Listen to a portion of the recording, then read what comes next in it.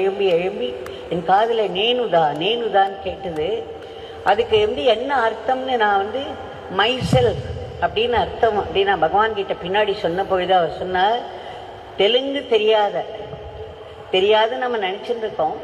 அவர் சொல்கிறார், no Perumal Raju, it is verily my self அப்படின்னு அந்த அர்த்தத்தை அப்படி எடுத்து கொடுக்குறார். நானே தான் அப்படிங்கிற அந்த அர்த்தத்தை பகவான் எடுத்து கொடுத்தார்.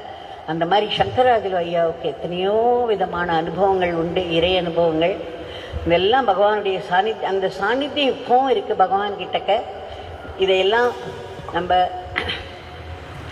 பலவிதமாக நாங்கள்லாம் அனுபவிச்சிருக்கோம். அவர்களுடைய பக்தி தான் பலவிதமாக வெளிப்பட்டு இன்றைக்கு நம்ம எல்லாம் ஆட்கொண்டிருக்கு. இது காலங்காலமாய் தொடர்ந்து இருந்து கொண்டே இருக்கும். அடுத்த ஜெனரேஷன் பீப்புளெலாம் இதை பார்த்து கற்று இதை மேலே பாடல்கள்லாம் பாடி நம்ம பகவானை கொண்டாடிகிட்டே இருக்கணும்.